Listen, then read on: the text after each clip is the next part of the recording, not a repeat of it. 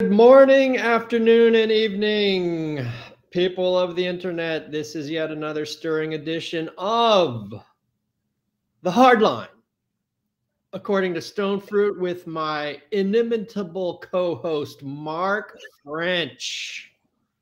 Hey, good day, everybody. And today we are going to discuss the war in the Ukraine from the Russian point of view, so that people who still believe the legacy media propaganda have another perspective from which to view the special military operation. And one of the many reasons I enjoy you as a co-host so very much, powerful Mark French, is because you have a vast and diverse array of history. And if you would be so kind as to elucidate the beginnings of the Russian Empire and take us up to the Ukraine and Crimea, perhaps until Peter and Catherine, the greats plural. Yeah, I'm actually going to turn that over to you. So the only you'll do a better job of it than me, but I will say this. Yes. Because the significant history in that region takes place over short periods of time, right? Mm-hmm. From the Kievan Rus on. And because Ukraine was so recently turned over to Ukraine as some kind of independent state, for people that are unaware, the Tatars in the south, you can go through the actual dates and cultures and regimes that were in control of it better than me. So I'll be quiet here soon. But for conversations of what's happening right now in this day and age, I think it's very important for the academics that already know. I think it's important to remind them because the last 120 years has gone by so quickly. And even more importantly, the dissolution of the former Soviet Union wasn't very long ago. So I'm going to let you go through the actual dates and who was ruling when and why. But there have been so many significant turnovers of power in that region. I do think it's important for everyone to hear who was ruling what and when, because the idea right now that the mainstream media and others will tell the story as if Ukraine has always been some magical democratic independent state, and that just flat out is not the case. Indeed, it is not. It has been contested terrain for millennia. Yes. Even in the last 500 plus years, it has been variously a part of the Poland and Poland-Lithuania Confederacy and the Austro-Hungarian Empire and the Russian Empire and the Khanate of Crimea. But let's take it back to before the Kievan Rus. Yeah, I mean, even the Kievan Rus, you're talking about Viking Norse regimes going down those inland rivers that ended up having great influence there for a long period of time. Yes, one of my cousins and an uncle are both gingers, and I have red in my beard. Yeah. When I fail to shave, which is often, which is because there is Viking in my bloodstream from their raping and pillaging of Ireland, Scotland, and England. Certainly. And they did more raping and pillaging proceeding in an eastward direction, as you say, down through the inland rivers of the Volga in particular. Yes. And portaging their ships across to the Dnieper and other river systems took them to the Black Sea. And that conquest and trade eventually turned into the Kievan Rus, which is regarded by Ukrainians and Russians as the geographical and spiritual and historical heartland of Russia. Mm-hmm. And it's because of the profound historical amnesia, or not amnesia, because that's forgetting something you had. A lot of the American public never had a deep historical knowledge. And even to this day, probably a majority of them could not find Ukraine on a map. That's true.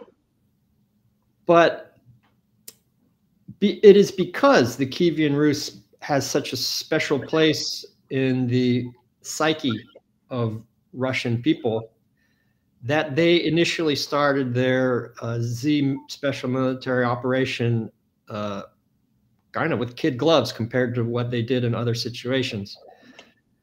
But to take it off from the Kievan Rus, that subsided, and then the center of power and Russian influence became the Duchovy of Moscow. And that expanded and expanded outward, and eventually into the Baltic states and Poland, Lithuania, but most importantly, eastward across the vast Eurasian steppes, which roll eastward from Germany through Eastern Europe, through Russia, and then all the way to the Pacific Ocean.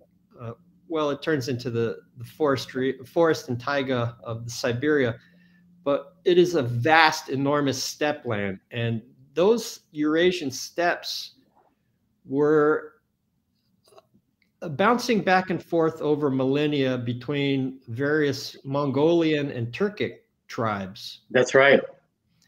And by the time you get to Ivan and Peter and Catherine the Great in Russian history, they have taken their conquest of the steppes in Siberia to the Pacific Ocean and down to the Black Sea and the Caucasus Mountains.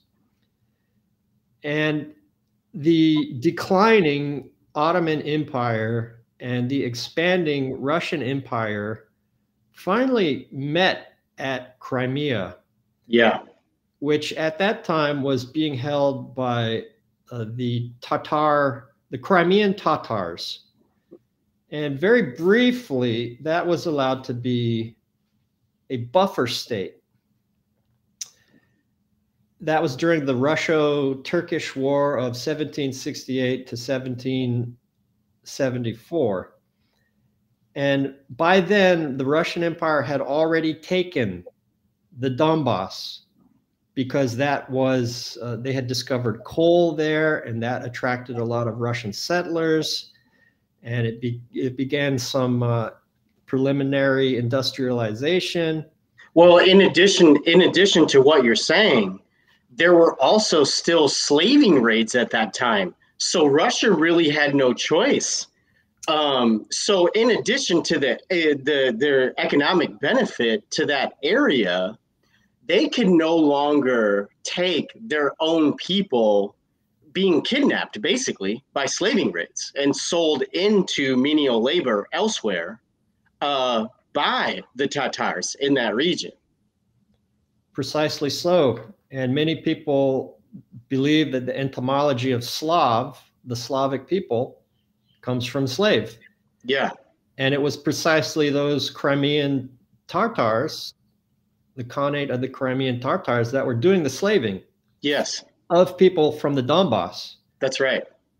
So using Crimea as a buffer state did not last very long. Mm-hmm.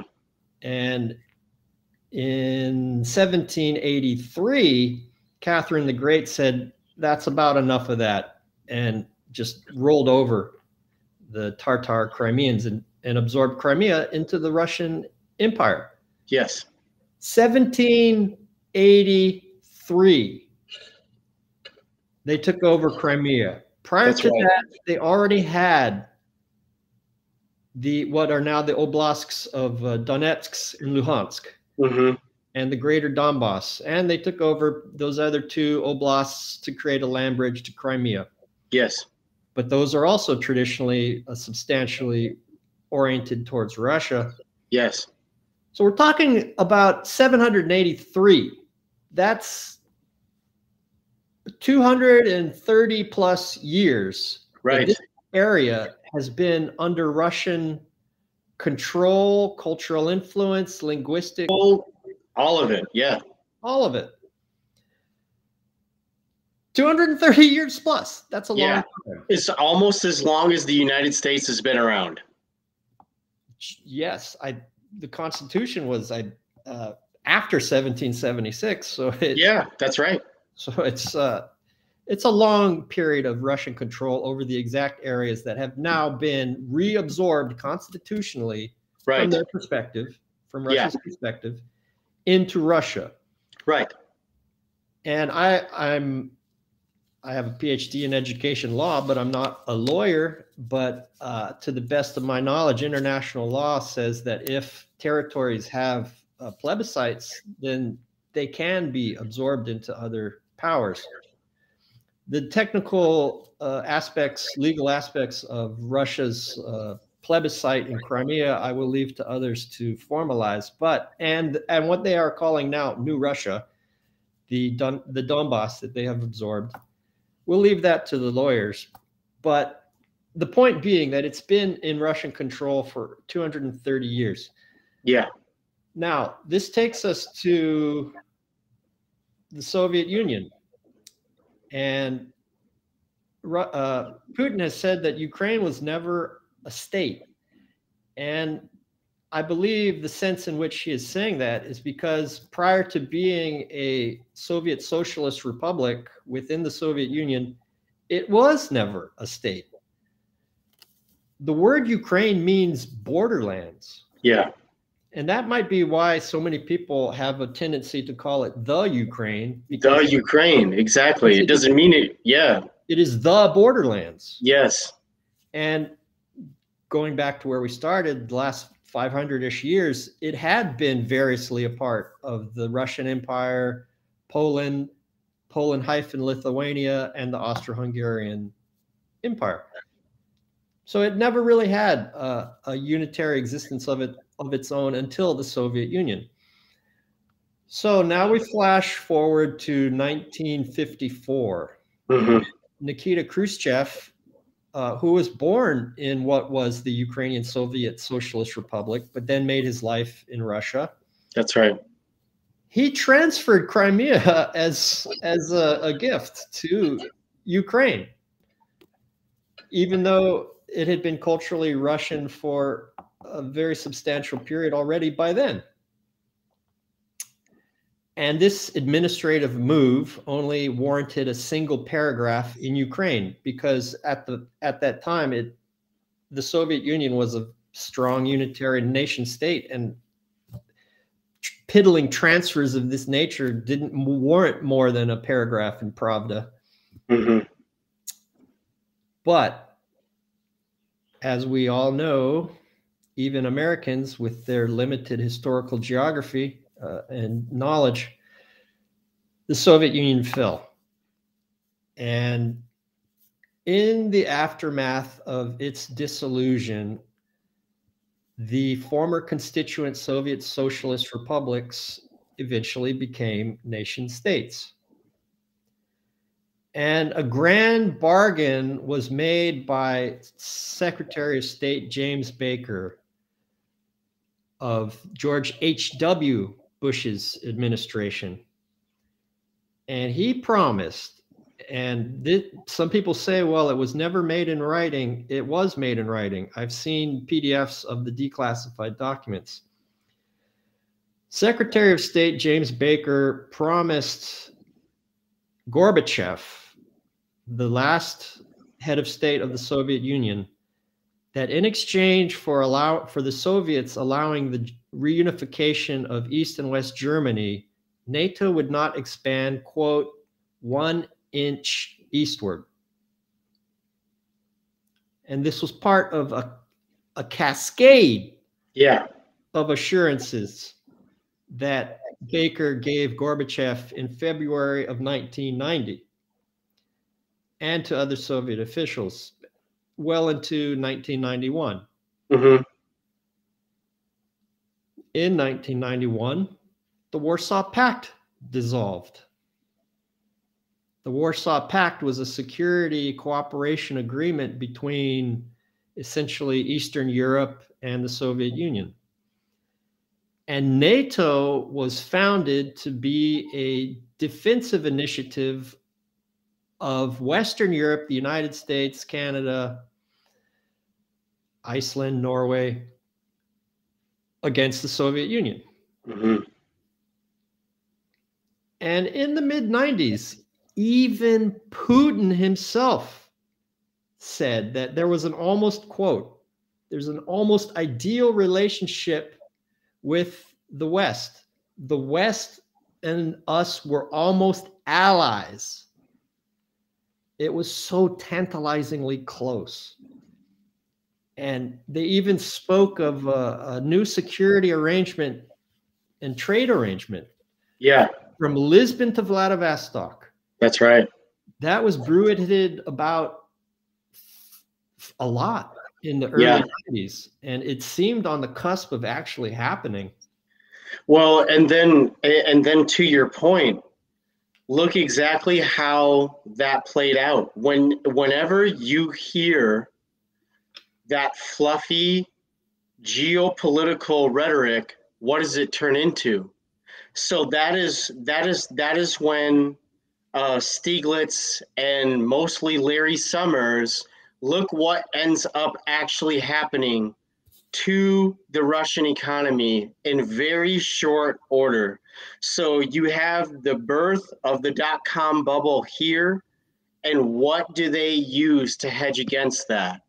Completely creating monopolized, siloed oligarchy there and robbing them of all of their real assets. So you have Zelensky now. He can't stop publicly thinking Blackstone and BlackRock and Goldman Sachs. Like, so all of the same players that he's on television thinking at every opportunity now are exactly the same people. Larry Summers being the tip of the sword that created complete and total deprivation for the working classes there, and creating a monopolized oligarchy and robbing them of all of their real assets there, and completely changing and destroying their economy forevermore, creating a lot of the tensions that we're dealing with now. Yes, when Boris Yeltsin assumed power, Russia was prostrate, and Summers and a lot of the Chicago boys, the Chicago School of Economics, stripped it bare and created the oligarchs that we are so that we say are Putin's allies now. The West created them. Sure.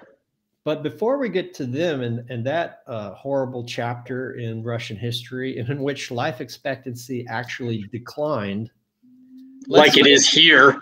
Yes, in the United States is also entering its terminal imperial decay. But before we get to Yeltsin and that stripping of Russian pride and assets, let's spend a little more time in the early 90s and even before. Mm-hmm. And let's consider, for example, what the founding Secretary General of NATO, Lord Hastings Lionel Ismay, said was the function of NATO. Quote, to keep the Soviet Union out, the Americans in, and the Germans down. There it is. That's there right. It is. That's right. When it was founded, shortly after World War II. So when we hear these casual bromides tossed around, such as Russia's invasion was totally unprovoked, Putin wants to create recreate the Soviet Union, peace talks would only reward his aggression, it betrays a complete ignorance of the historical trajectory of the dissolution of the Soviet Union and the raw realpolitik of NATO's founding. So with that being the founding impetus of NATO, and in spite of Secretary of State James Baker's promises not to expand 1 inch further east, they did. But there were alarm bell, bing, bing, bing, bing, level warnings from the American political foreign policy establishment. Absolutely.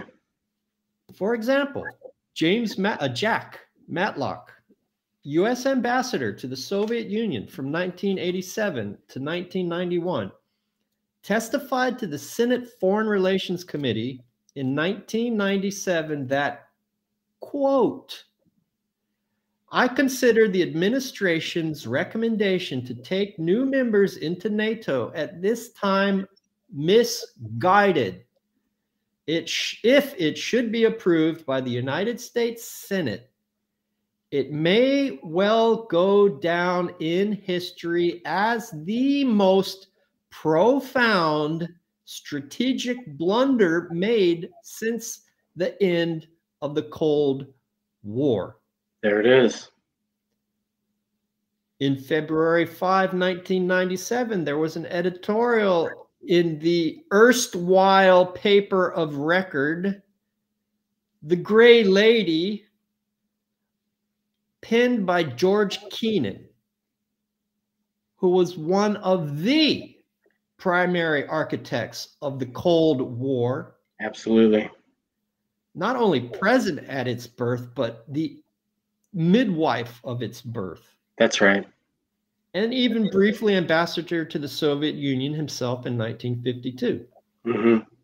And in this 1997 New York Times editorial, Kennan wrote, quote, expanding NATO would be the most fateful error in American policy of the entire post-Cold War era. Such a decision, I'm still quoting, may be expected to inflame the nationalistic, anti-Western, and militaristic tendencies in Russian opinion, to have an adverse effect on the development of Russian democracy, to restore the atmosphere of the Cold War to East-West relations, and to impel Russian foreign policy in directions decidedly not to our liking.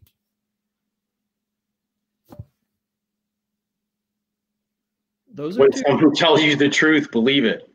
Those are two extraordinarily powerful voices from people in positions to know, saying, don't do it.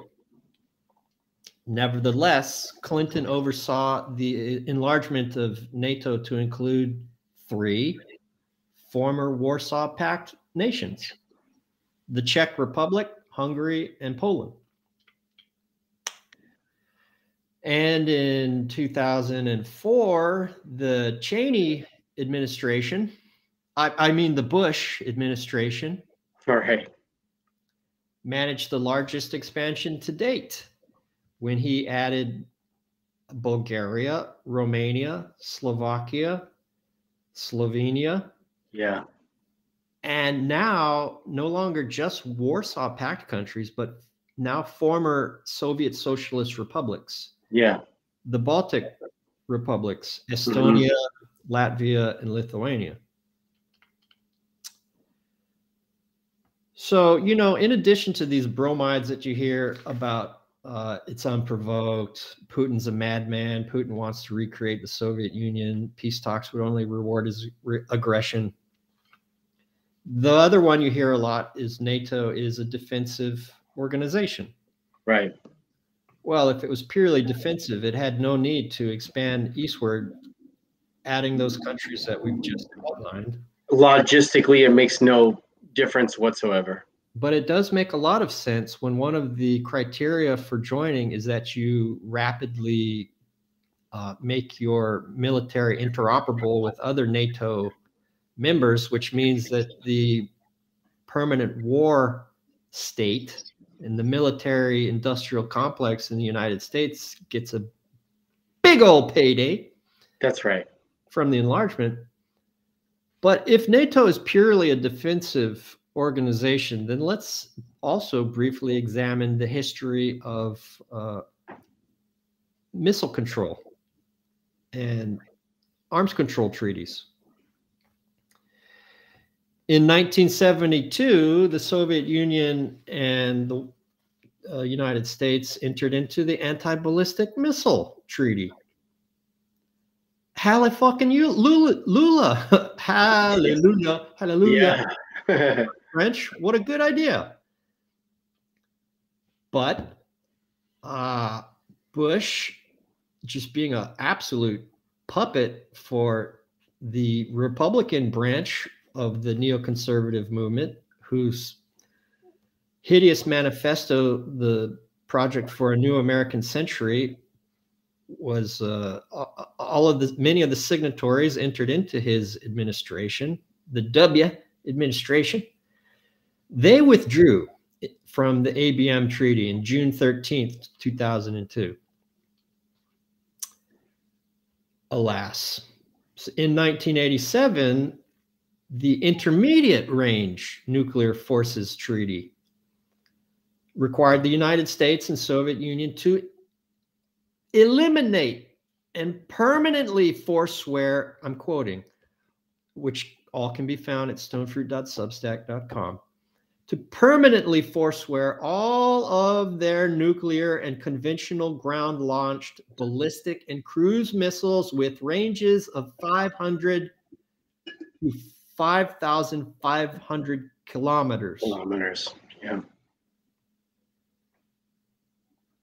So 2004, the W administration pulls out of the ABM treaty. 2019, the United States pulls out of the INF treaty, the Intermediate Range Nuclear Forces Treaty. So two of the three most foundational arms treaties that the United States and the Soviet Union and Russia were parties to, the United States withdrew from.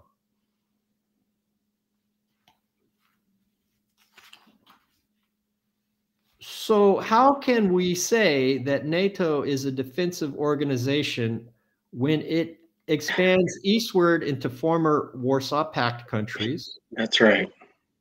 And it expands even further into former Soviet socialist republics. Yeah.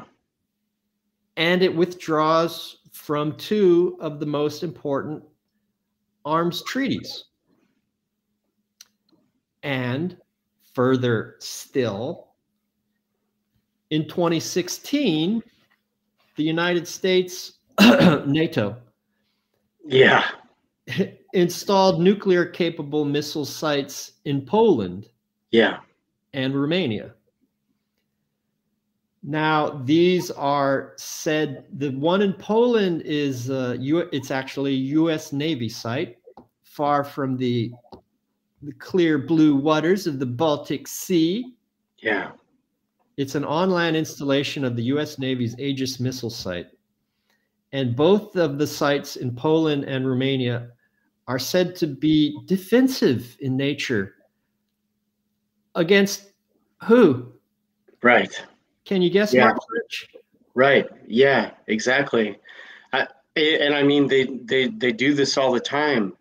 This is no different than people like Samantha Power and Susan Rice and the hijacking of the UN Security Council with the bullshit doctrine of R2P and AFRICOM. I mean, no one in America ever even talks about AFRICOM or the African engagements.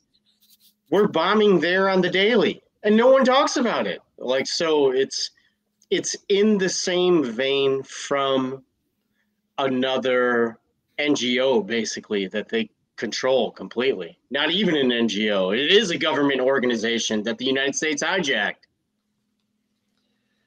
Yeah. America saw China building infrastructure and writing checks in Africa, and its only response was still more militarism by the establishment of AFRICOM. That's right. And let's have a look at who's having a better success in establishing cooperative, long-lasting relationships with Africa. It's China. Yeah.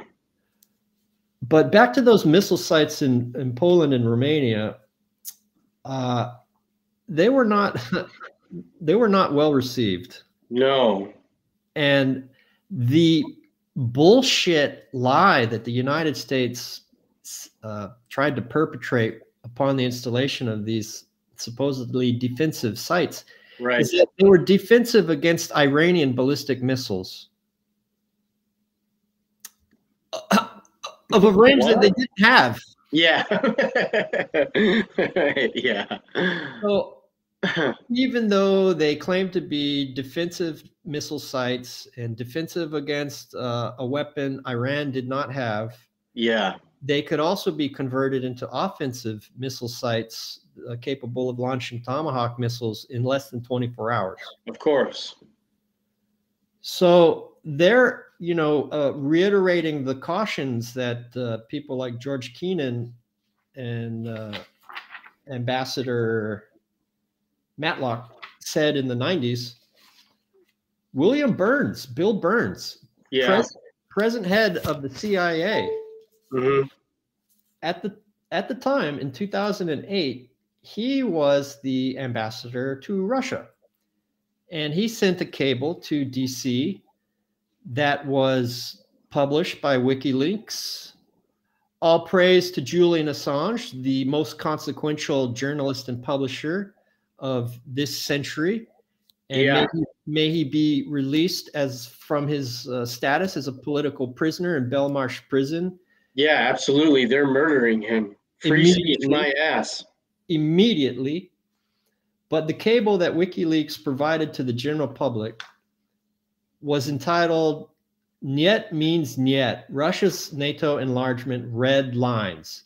This is from the American ambassador, Bill Burns, to everybody in the foreign policy and national security and NATO establishment. And he warned, quote, "Foreign Minister Lavrov and other senior officials have reiterated strong opposition, stressing that Russia would view further eastward expansion as a potential military threat. Yeah. NATO enlargement, particularly to Ukraine, remains an emotional and neuralgic, down to the nerve fiber, issue for Russia. But strategic policy considerations also underlie strong opposition NATO membership for Ukraine and Georgia. In Ukraine, these include fears that the issue could potentially split the country in two, leading to violence or even, some claim, civil war. Yeah. Which would force Russia to decide whether to intervene. End quote. And then Burns also told Secretary of State Condoleezza Rice, quote, "I have yet to find anyone who views Ukraine in NATO as anything other than a direct challenge to Russian interests. Short even of expansion into NATO," Burns called NATO expansion into Eastern Europe, quote, "premature at best and needlessly provocative at worst." Yep. There could be no doubt that Putin would fight back hard. I'm still quoting Burns to Rice.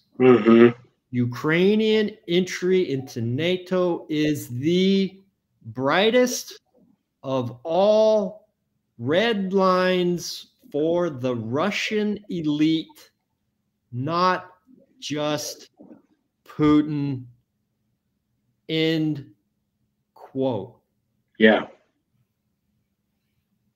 And of course, prominent academics who actually have an audience beyond academia and are listened to with respect even in think tank world, And Ray McGovern expands the military-industrial complex to what he calls the Mickey Mat, the military, industrial, congressional, intelligence, academia, think tank world. That's right. Yeah.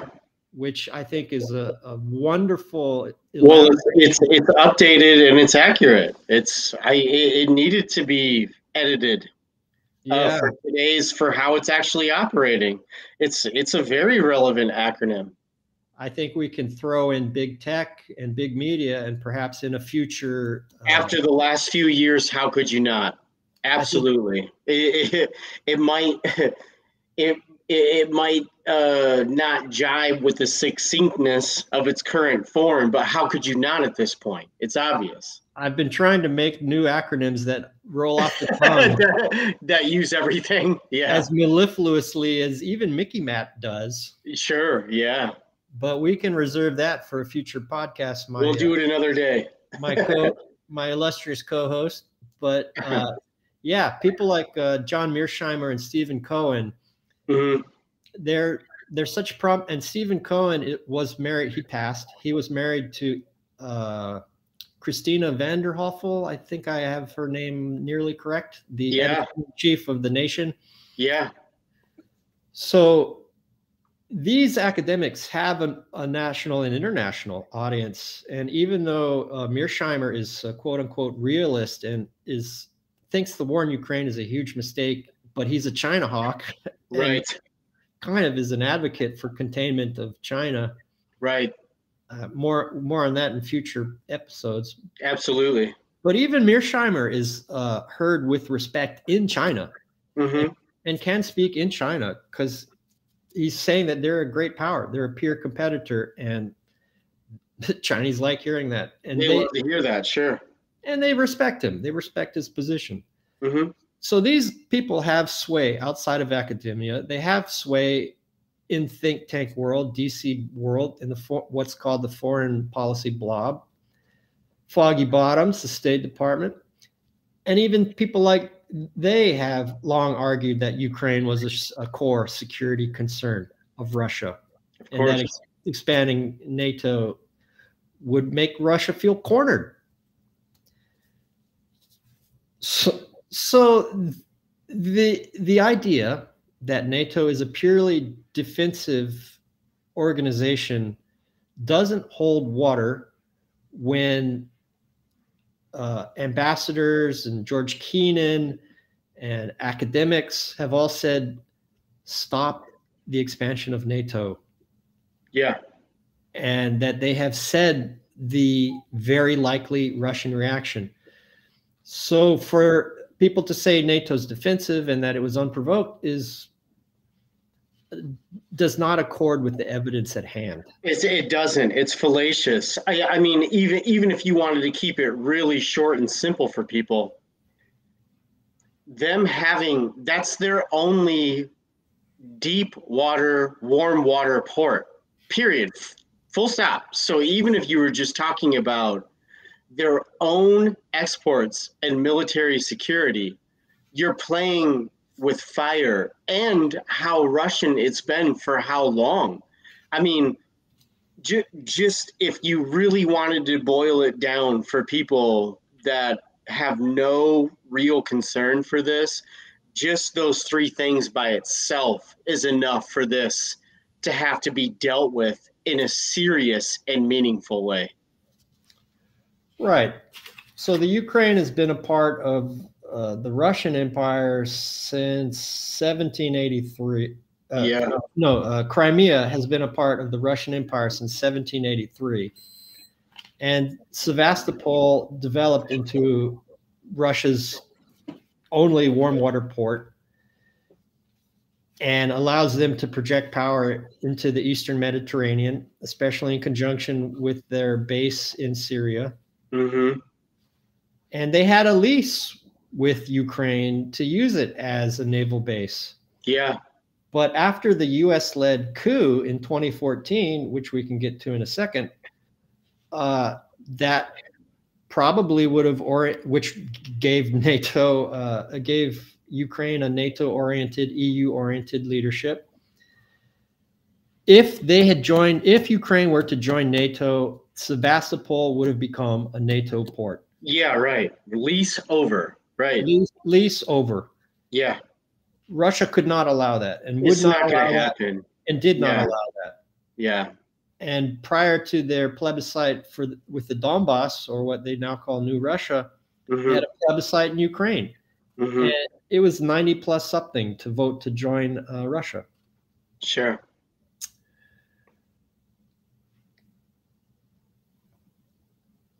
Okay, so where should we take it from here? So these missile sites in Poland and Russia goaded Russia into developing hypersonic missiles.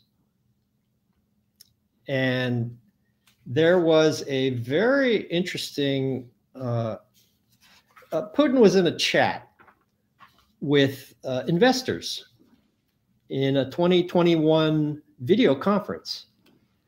And at one point, he just kind of stopped talking about investment trends and said, look, if NATO were to place missiles on the border of Ukraine near Russia, as it's already done in Romania and Poland.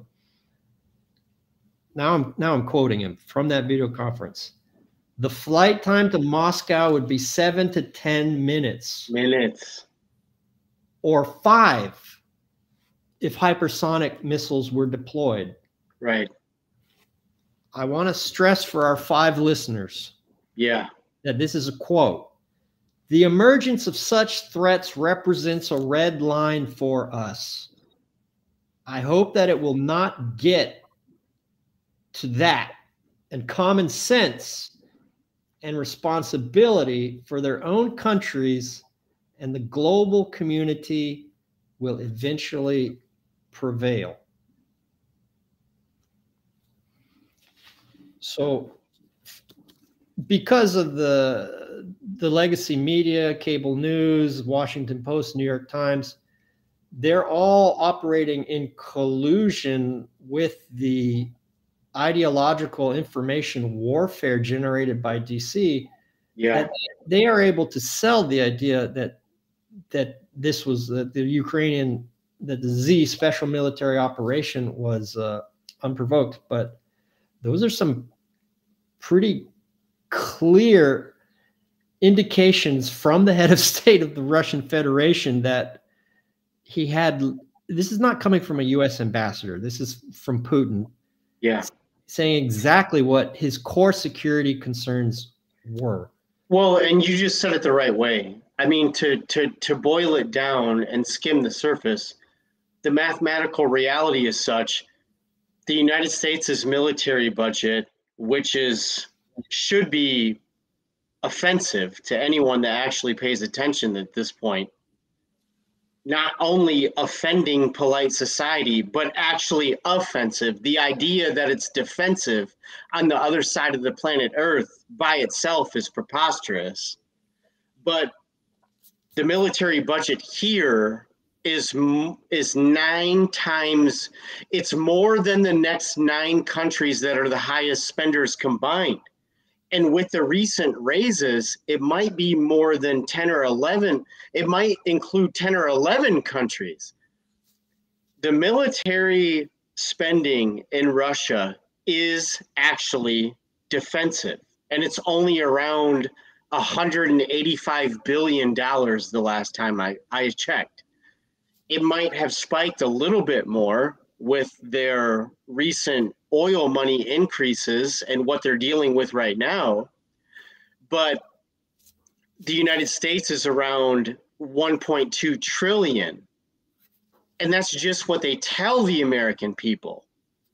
The Russians spend about 185 billion. So it doesn't take a rocket scientist to count rocks or bottle caps or stack some Oreos and see what that would look like, putting it in a circle of us versus them. The idea that there's some kind of military threat or counterpart to us in a spending manner or in an offensive manner, it's just not realistic. It's a little bit silly. It's fallacious. Yes. And one of the greatest filmmakers of the boomer generation, Oliver Stone, conducted a series of filmed interviews with one of the most consequential leaders of the 21st century, Vladimir Putin, which wound up being around 4 hours. And I watched them all, and they're very compelling. And Putin is very reasonable and very calm and rational and well-spoken. And they were talking about his military budget at that time. This was about 2012 to 2014, over that time period-ish. Yeah. And they were talking about Russia's military budget.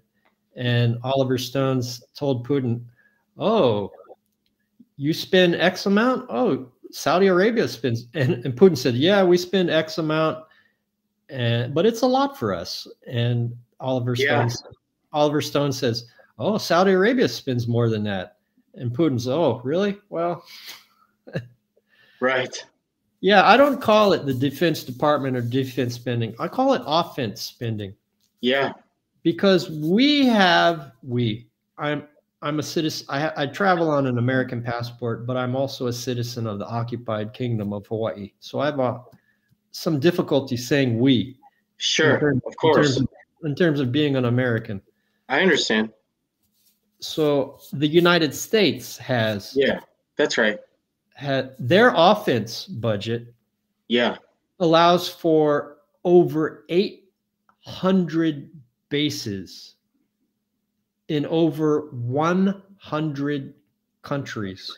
862. That's just the ones they report to people. And the blessed and past Chalmers Johnson is one of the greatest historians we had on the empire of bases. Yeah. And China has one overseas base in Djibouti. That's it. Right. These overseas bases and the offense spending of America are going to crowd out all other federal non-discretionary spending within 5 or 6 years. I thought it already had. I thought it was already at 52 or 54%.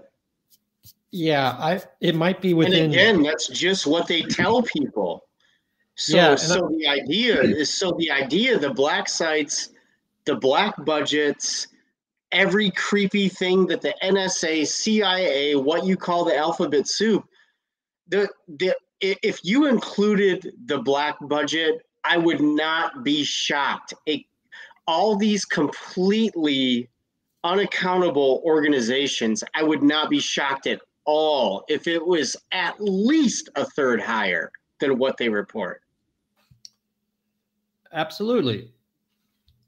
And 5, 6, maybe less, maybe fewer years. I'm just going by the trends, sure, the spending trends. Yeah. And because offense spending is such a political sacred cow, sure, I don't think that they will slow down that spending. I think they will continue to cut all other pieces of federal discretionary spending, which is the trifling amount spent on education and social services and everything else. And as you say, that doesn't account for the black budget, and all nuclear weapons are folded into the Department of Energy's budget as well. That's right. Yeah. So not only will they eliminate other federal discretionary spending, they are absolutely going to go over what is now called federal non-discretionary spending, which is Social Security and Medicare, Medicaid.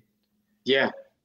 And Medicare, Medicaid, and Social Security already have tens of trillions of dollars of unfunded liabilities. The United States government takes in Social Security revenue, Social Security taxes as revenue, and spends it. and gives the Social Security system treasury bills. So the figure bandied around, I haven't checked at it lately, is around $35–36 trillion for the federal debt. If you factor in the unfunded liabilities of Social Security and Medicaid, it's far closer to $100 trillion. That's right. So that will never be repaid. That's why the dollar will continue collapsing and de-dollarization will continue at pace. But we discussed that in earlier ones. So let's get back to Ukraine, and especially we'll start with we could start with, let's go back to World War II, shall we? Yeah. Mm-hmm. Because we need to talk about Stepan Bandera. You absolutely do. With the premise of this one being Ukraine from the Russian point of view, you absolutely have to get into that. Stepan Bandera was an ultra-right, ultra-nationalist, instrumental collaborator with the Third Reich in World War II, who killed hundreds of thousands of Poles and Jews and Ukrainians in the Ukraine, even with pitchforks, axes, scythes, knives, to such a brutal, systematic, and vicious extent that even the fucking Nazis were afraid of him. Absolutely. And we see on social media here and there images and videos of who American tax dollars are supporting, of what may often be Romani people. We're never quite sure, but the Ukrainians are often wrapping up people to telephone poles or trees and stripping them naked and whipping them. Yeah. Well, Stepan Bandera did that too. And there's images of him like having tying up children and infants around by their neck up around trees. Mm-hmm. It's hundreds of thousands of people that Stepan Bandera and his forces killed in the Ukraine as Nazi collaborators. Absolutely. Flash forward to 2014.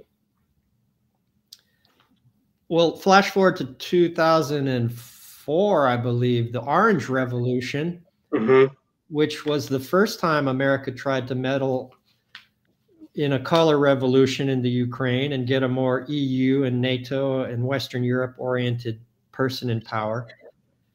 But in 2014, the United States took a direct and instrumental role. And the fucking ogre, Victoria Nuland, right, who is ugly both on the outside and the inside. Yeah. She was caught on a phone call in 2014 planning the US-led coup, picking out, naming by name, who eventually came to be the leadership of Ukraine and Kiev, and saying, fuck the EU. Right. And in 2014, when there were peaceful protests, the Azov Battalion and Right Sector and other vicious, brutal street thugs who saw Stepan Bandera as their spiritual father sniped into the crowds, killed, brutalized many dozens of police people, and were the street muscle that allowed Victoria Nuland's telephone call vision to come into actuality. Wow. And then the Azov was formally integrated Yeah. into the Ukrainian army. That's right. And that is why you now see Nazi tattoos, patches, iconography, flags, and of course, ideology all over any documentation of Ukrainian forces, even in the special military operation today. Sure. Bandera recently met with Il Papa, the Pope. He forgot to change his khaki fatigues into something more appropriate with such a spiritual father, because the uniform that he wore to meet the Pope sported the Azov battalion patch, which might be perhaps appropriate considering the complicity of the Vatican with the rat lines when they were a very important conduit getting Nazi leadership out of Russia on the verge of losing World War II into South America and Central America. Of course. But the point being is that Stepan Bandera is the spiritual forefather, particularly of Azov and the right sector and all of the other ultra-nationalists elements in Ukrainian political and military life. And it is often said that since Zelensky is Jewish, there's no way Nazis could be important in Ukraine.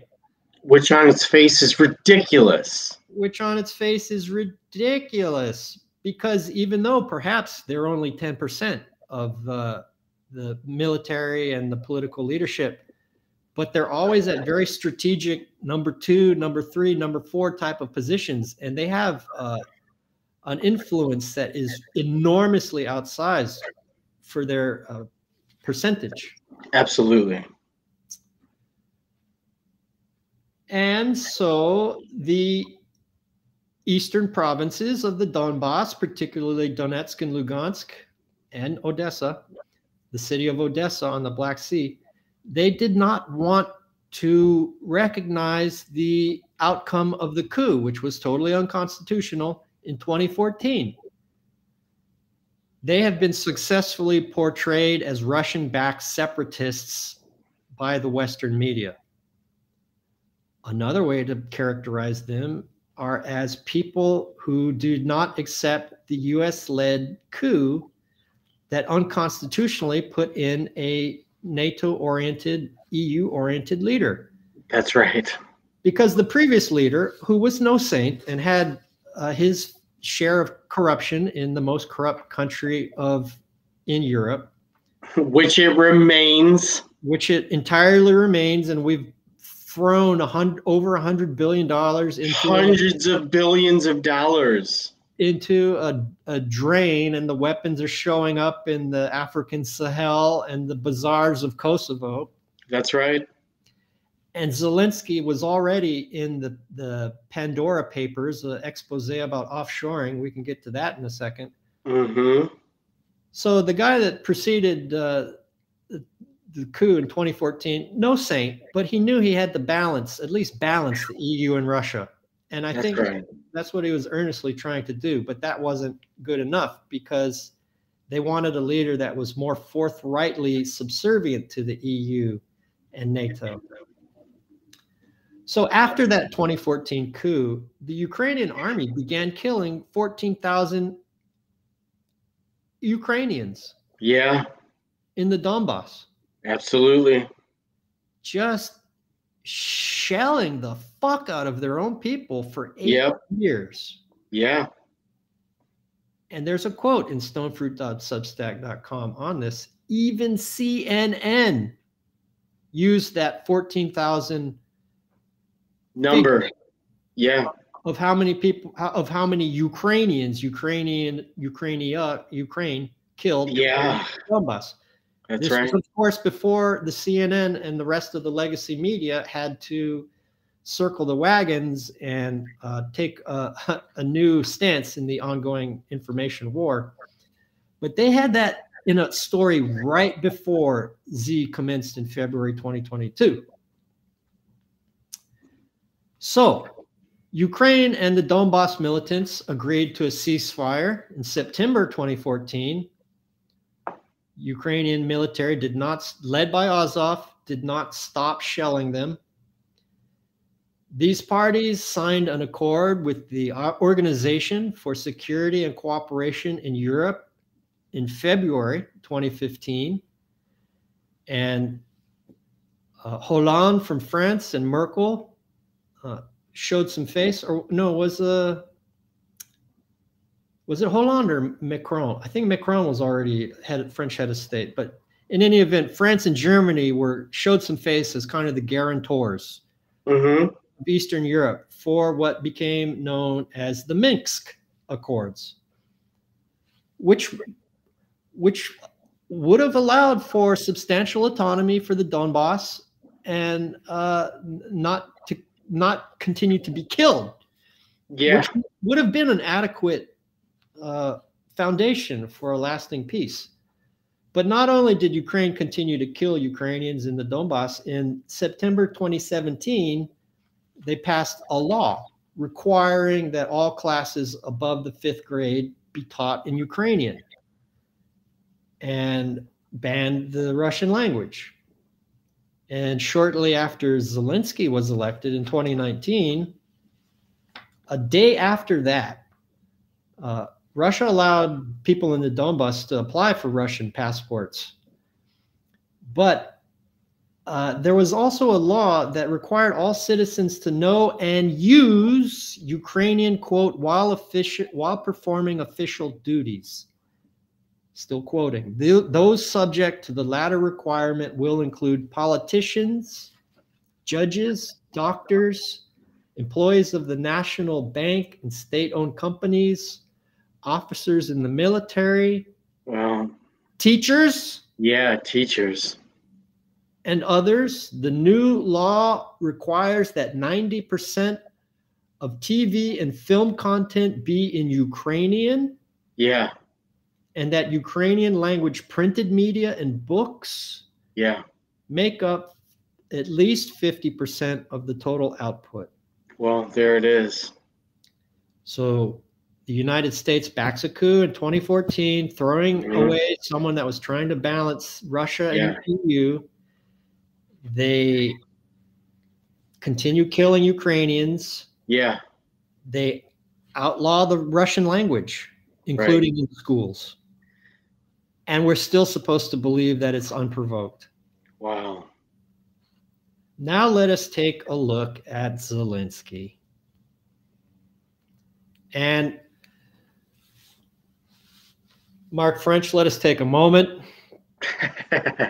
to mourn not the passing, but the brief hiatus being taken by deep friend of show, post-orthodoxy. Yeah, certainly. Dark and Ainsley Sevier, the proprietors of Post-Orthodoxy, a wonderful show that we hope returns to the interwebs as soon as possible. Yes. And at Dark Sevier's Substack, he turned me on to how Zelensky was a creation of a Ukrainian oligarch. That's right. And he played a bumbling and adorable high school teacher in his 30s who unexpectedly was elected president of Ukraine. Yeah.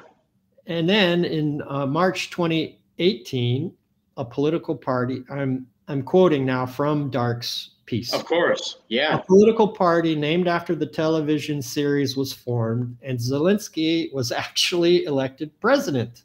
A political party named after a television series. Named Servant of the People. That's right. And he campaigned on a peace platform. About a comedian who becomes president.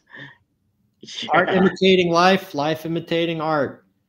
Bankrolled by Ukrainian oligarch Ihor Kolomaitsky. Who helped Zelensky establish numerous offshore shell corporations, Mm-hmm. bankrolled his campaign, and it was released in the successor to the Panama Papers, the Pandora Papers. Yeah. It's funny how neither of these major documentary exposés with so many thousands of pages of documentation never seem to capture the offshore doings of United States elite. It was always everybody else. I wonder who could have been coordinating these types of drops of documentation of offshore financial shenanigans. Mm-hmm. It's absolutely right.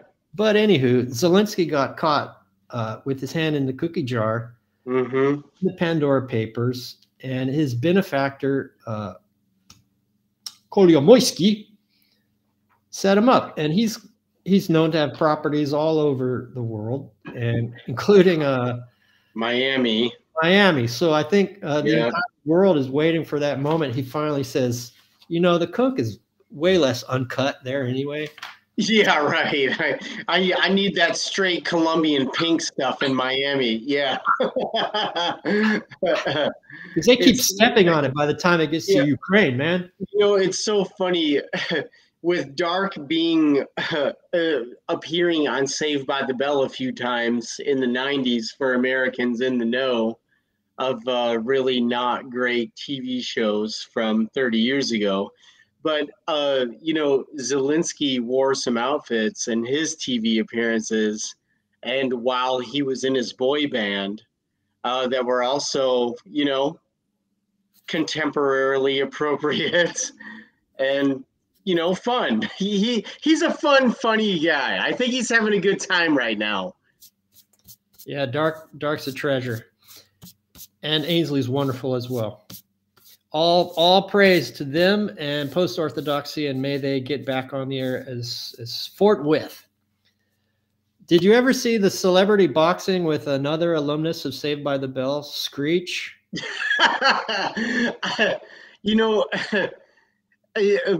Because I'm 50-ish, and I actually saw that show as a kid. I did pay attention to Screech. I thought Screech was one of the more interesting people. He wasn't as plastic and flaky and weird as the other ones. I did pay attention to Screech. So I saw him in a band. I saw him wrestle. When I lived in Los Angeles, I literally saw him play in a band, like in person at a brick and mortar location. So yeah, Dustin Diamond, if I remember correctly. But yeah, I've seen Screech shredded up in a seedy, sticky floor joint one time. I still love doing impersonations and voices, but I've smoked too much of the marijuana that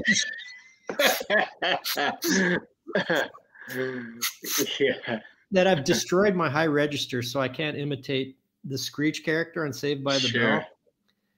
And I actually have put a lot of research into Hawaii's representation in film and TV. Yeah. And they, like so many TV shows, had a Let's Go to Hawaii episode. Oh, okay. And I'll put that on YouTube soon enough. That's fun.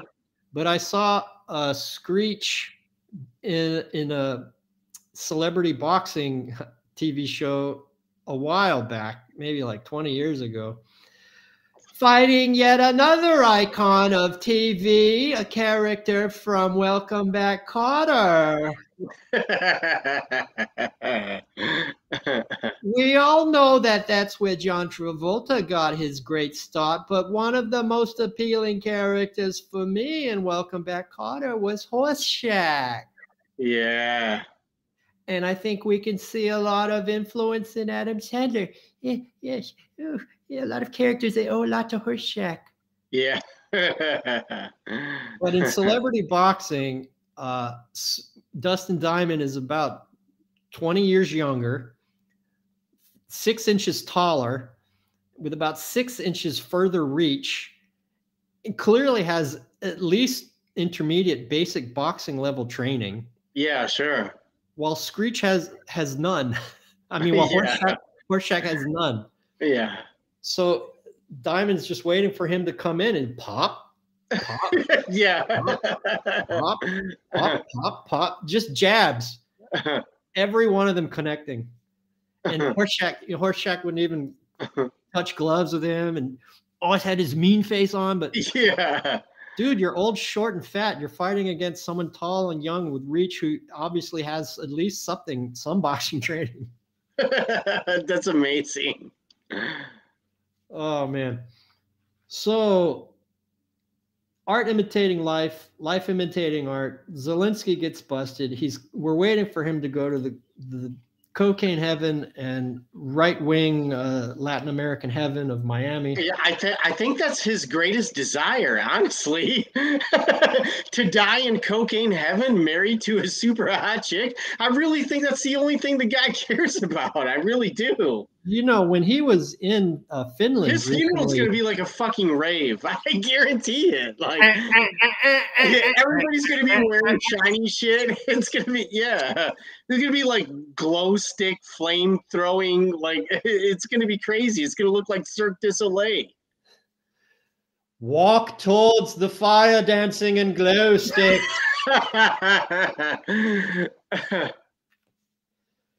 So that can take us through the Minsk Accords, and in December 2022 interview with Die Zeit, ex-chancellor Angela Merkel said that the quote, the 2014 Minsk Accord was an attempt to buy time for Ukraine.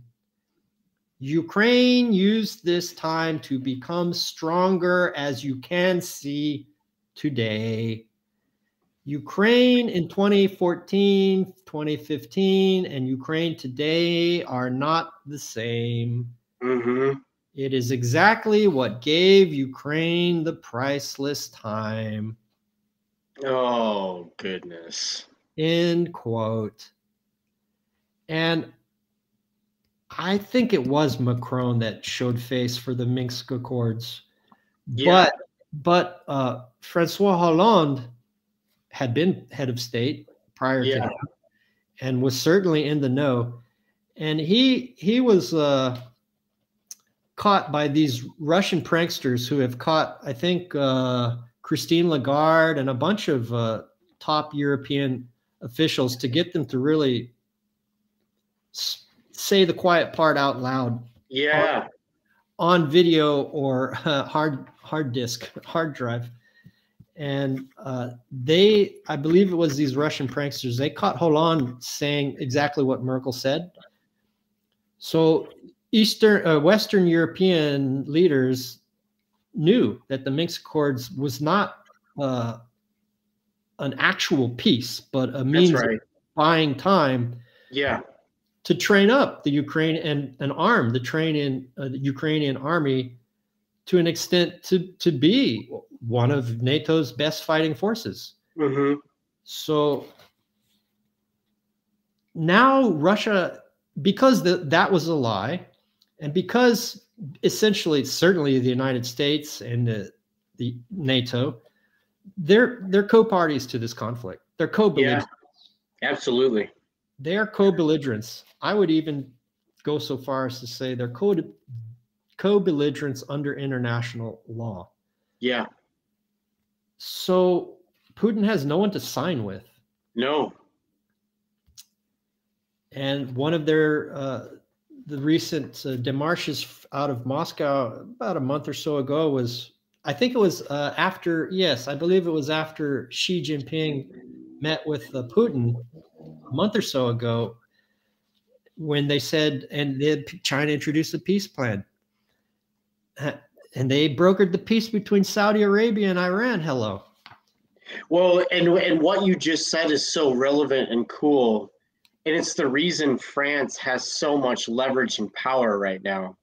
Because France would be the ones, Macron or otherwise, to go another direction. France wants the wheat. They want the energy. They don't want to piss off the Persians. Like, if France wants to go away from the Germans, who have become blatantly obvious they're not going to be able to flush the toilet of debt of France, Greece, Germany. France is never going to let the Germans tell them what to do. So France is a major hinge point, and I'm glad that you put it in that light and phrased it in that way. I don't think we know what they're going to do yet, and I think they're weighing their options. And I think you can tell in Macron's flying and meeting behavior. No one can say what they're going to do right now, and I do think that is a big thumb on the scale of how this is going to play out, is if they have full French participation or not, or if it's just fake and rhetorical. If France decides to undermine all of this, the American, UK, German, Australian, Canadian thing going on, if France decides away, it's going to cause a lot. Yes. Xi Jinping recently traveled to Moscow to meet with Putin, and Macron and Ursula von der Leyen recently traveled to Beijing to meet with Xi. Mm-hmm.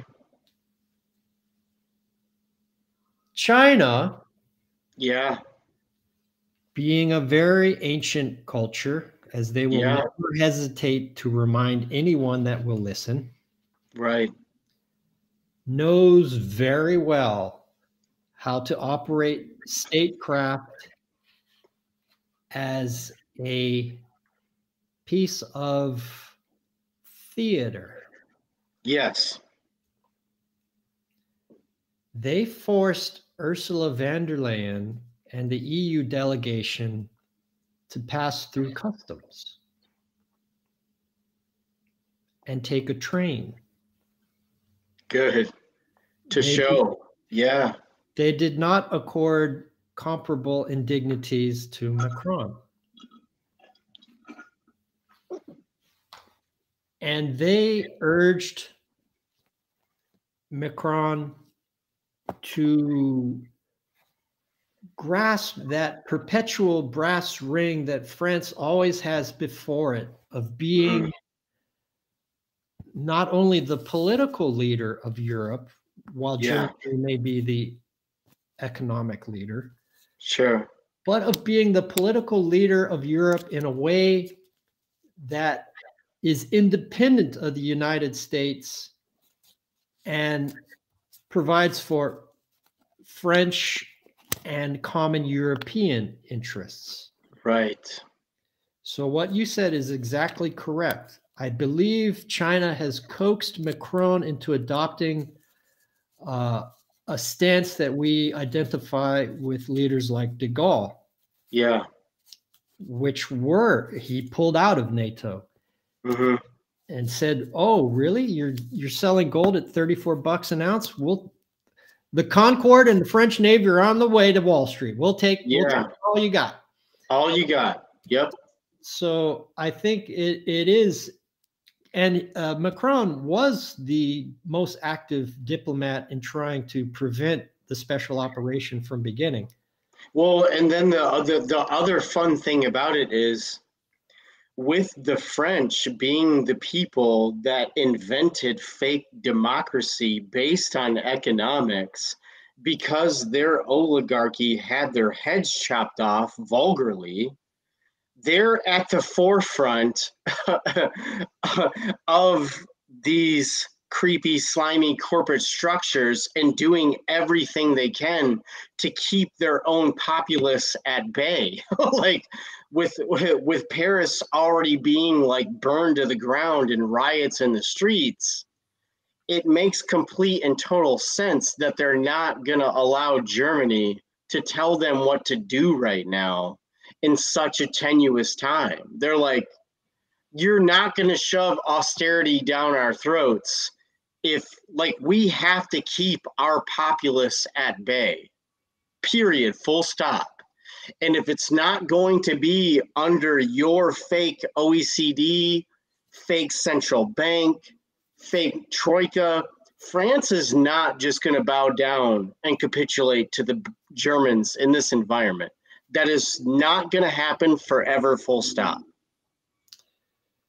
Yes, Macron came out of banking. So he was and the World Economic Forum.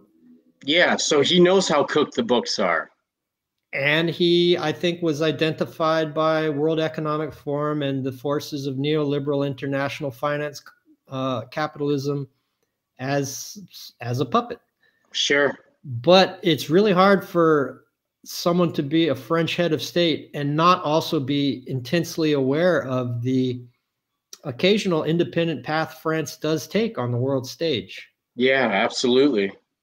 And when your country is, and when they have such a powerful street level revolutionary tradition right now, bringing France to its fucking knees just because they want to raise the retirement age by 2 years.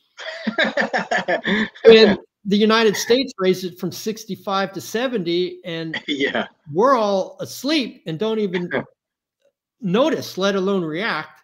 Sure.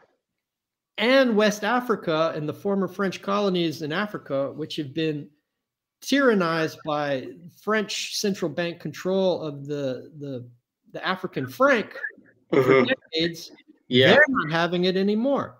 Right.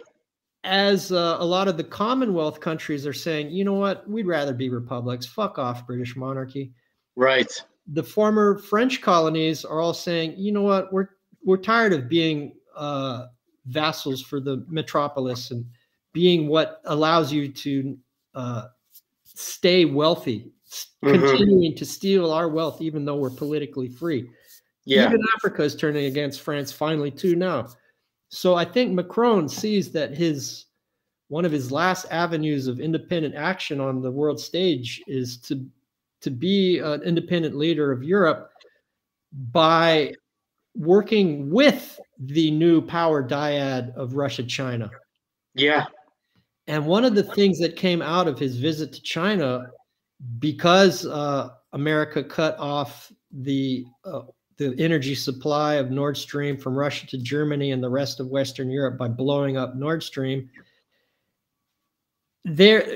France is among one of the many countries in Europe that is starved for energy. So one of the deals that he broke with Xi was to buy, I believe it was nominally Chinese oil, but it may have been of Russian origin. Of course. But it was bought in Dubai, right, using the petro yuan. Right. Using the petro yuan. Yeah. This is yet another of the endless cascade of significant movements in the larger de-dollarization progression.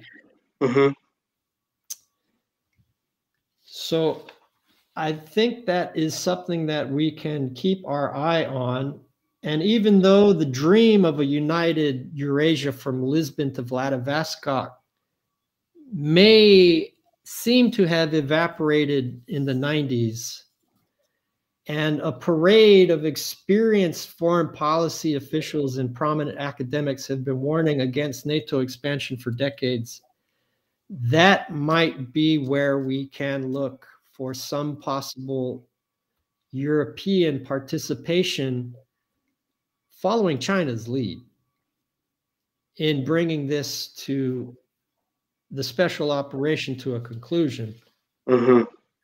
So given that Putin has been clear about red lines for a long time, and the foreign policy establishment of the United States has known about it for a long time, this absolutely makes the prevailing contention of the Western political and legacy media elite that Russia's invasion was unprovoked. Completely fatuous. Yeah. And the think tank that we love to hate, one of the few that is not in DC, but is in the sunny climes of Santa Monica, California. Rand Corporation. Yeah. I love the corporation. Hey, they do some good work once in a while by accident, like a broken clock. The study they released showing the transfer of wealth from 1971 until 2014, that is one of the most relevant studies I've read my entire lifetime, and every single American should know what that report says. I know 85% of them never will, and I don't care. But yeah, you have to love the documents that come out of Rand. Yes, and they do occasionally tell the truth. So in 2019, they issued a report, and there's links at Substack, extending Russia competing from advantageous ground. Mm-hmm. It was engaged them in Ukraine. Yeah. And then at the beginning of this year, they released another report saying, whoa.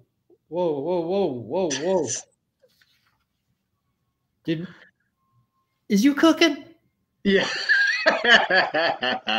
Yeah. No, man.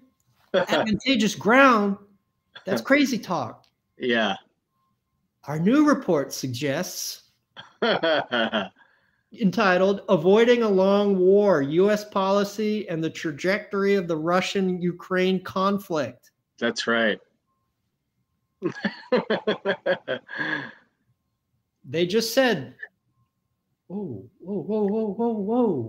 Take it easy.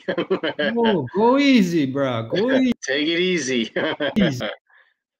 Easy. Well, I think that is the first. You have Macron's glimmerings of independence from a European perspective. You have think tank world in the United States saying that maybe this isn't a great idea to go on forever. It's not a great idea to go on forever. So I think the Beltway bubble it's finally getting. They're not going to get away with this one being Afghanistan or Iraq. We're not going to keep supporting them for 20 years in the way that it can't. They cannot. I think the Beltway bubble is and they have such incredibly powerful groupthink. It'll take a while to get through that. Sure. But I think some people within it are starting to try and look for an off-ramp for America. Yeah. So some say NATO is defensive, but when NATO has expanded into former Warsaw Pact countries and even former Soviet socialist republics, and the United States pulled out of those two arms treaties, it doesn't seem that defensive to Russia. Mm-hmm. And we haven't even touched on this, especially when Russia has suffered two absolutely colossal transcontinental invasions in the last 2 centuries. Yeah, that's right. Napoleon's 500,000 or 600,000 Grand Armée. Yeah. And Hitler's 1941 Operation Barbarossa in World War II, which cost Soviet Union 25 to 27 million lives. Wow. America lost 400,000 people in the European theater, or maybe World War II as a whole, and reports to itself that it single-handedly won World War II. Russia lost 27 million. Yeah, that's right. I mean, there are only about 157 million now, around that neighborhood. Yeah. I don't know what they were in World War II, but it must have been a lot less than that. So imagine what a massive percentage of your country killed. 30%? Yeah, sure. Something like that, probably. So, I just watched a documentary on Napoleon, and the way that the Empire of Russia dealt with Napoleon being at the gates of Moscow was to burn it to the ground. Mm-hmm. And they quoted Napoleon saying it was one of the most terrifying and spectacular sights ever seen by man. Yeah. So in addition to Macron making that oil deal in the petro yuan, other allies of America are peeling off of this G7 axis as well. Mm-hmm. In January and February, Japan bought 748,000 barrels of oil. That's right. From Sakhalin 2. Well, I mean, look how close their northern islands are to Russia. That's been going on for a very long time. Yes, Sakhalin is in the Russian Far East, and it's just north of Hokkaido of Japan. That's right. So it's very close to Japan, and Japan has a much smaller population than China, but it has a very omnivorous appetite for energy too, because it has none of its own in terms of natural resources. And here's some more details on France. It was Total Energies. They bought 65,000 tons of Russian liquefied natural gas from the UAE, settled in yuan at the Shanghai Petroleum and Natural Gas Exchange. Let our 5 listeners pay close attention to the Shanghai Petroleum and Natural Gas Exchange and the petro yuan. Yeah. That's where the action is going to happen. Sure. And when Germany finally wakes up and admits to themselves that America blew up Nord Stream, that will end NATO. So France is thinking about peeling off. Japan has peeled off. That's right. Although they continue to buy our debt very substantially. And Germany is likely to peel off. So a big part of the appeal of the United States proxy war with Russia is that it doesn't involve American casualties. Mike Pence's military advisor testified recently before Congress, and he said he called it something like the pinnacle of American military professionalism, that we are not having any soldiers die there, but we're creating a strategic weakness in Russia. And Secretary of Defense also testified explicitly that it's a proxy war to bleed Russia. Yeah. But I think in the end, when you consider the forces of de-dollarization and the nonstop free fall collapse of the American empire and that block of international neoliberal finance capitalism, that's right, that America's invasion of Russia via Ukraine will, in the end, have similar effects that it had for Napoleon and Hitler. Absolutely.